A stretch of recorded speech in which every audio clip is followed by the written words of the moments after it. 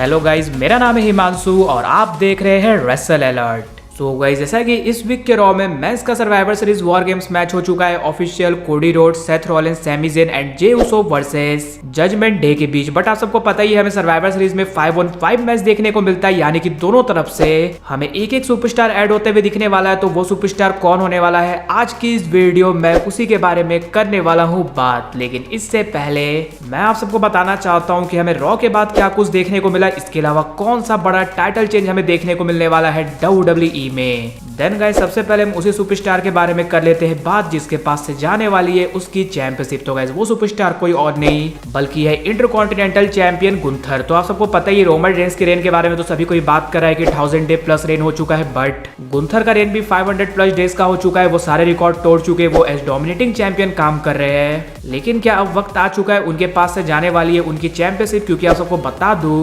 Gunther ने recently एक interview दिया था जहां पर उन्होंने इस बात को रिवील की कि अगले 6 महीने तक वो कोई भी इंटरनेशनल इवेंट में कम्पीट नहीं कर सकते और मे भी उनके वीजा वगैरह में कुछ प्रॉब्लम है जिसकी वजह से वो हमें सऊदी भी जाते हुए नहीं दिखे। और आप सबको पता ही है WWE रेगुलर दूसरे कंट्री जाते रहती है और वो 6 महीने तक तो लगातार बिना आईसी चैंपियन के तो सब जगह जाएगी नहीं, स्पेशली प्रीमियम लाइव इवेंट में। इसलिए गाइस, अब देखकर लग रहा है कि फाइनली वो वक्त आ चुका है, गुंथर के पास से जाने वाली है उनकी इंटरकॉन्टिनेंटल चैंपियनशिप। और अब बचा भी कुछ नहीं है क्योंकि गुंथर सारे रिकॉर्ड तोड़ चुके हैं। और इस बिग के रॉ में तो आप सबको पता ही है मिज ने जीत लिया है नंबर 1 कंटेंडर मैच, यानी कि वो चैलेंज करने वाले गुंथर को।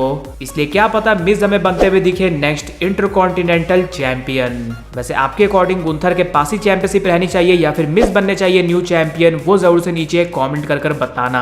इसके बाद नेक्स्ट बात कर ली जाए कि रॉ के बाद हमें क्या कुछ देखने को मिला। तो आप सबको पता ही है इस वीक के रॉ में हमें सर्वाइवर सीरीज से रिलेटेड काफी कुछ देखने को मिला।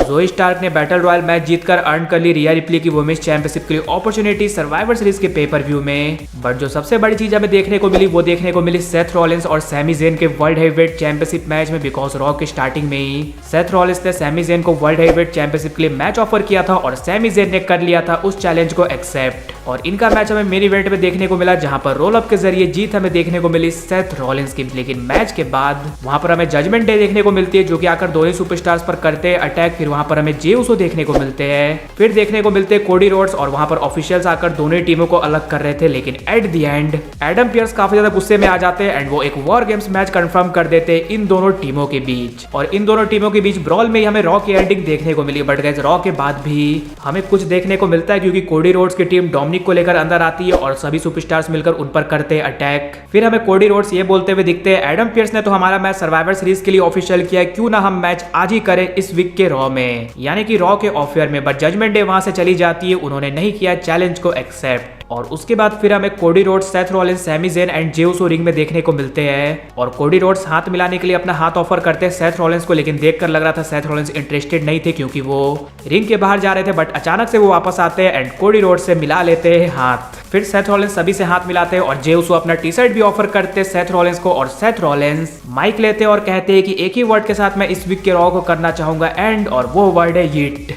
जो कि जे उसो ने फेमस किया। यानी कि आप सब कह सकते हो रॉ के बाद भी हमें कुछ इंटरेस्टिंग चीजें देखने को मिली। बट अब बात कर ली जाए कि हमें मेंस वॉर गेम्स मैच में दोनों टीमों की तरफ से कौन से एक एक मेंबर ऐड होते हुए दिखने वाले हैं। तो आप सबको पता ही है हर बार वॉर गेम्स मैच में हमें 5-on-5 भी देखने को मिलता है और WWE ने ऐसा एडवर्टाइज भी किया था 2 रिंग 10 सुपरस्टार्स ऐसा करके। लेकिन हमें अभी देखने को मिल रहा है कि दोनों तरफ से 4-4 ही सुपरस्टार्स हुए हैं ऑफिशियल।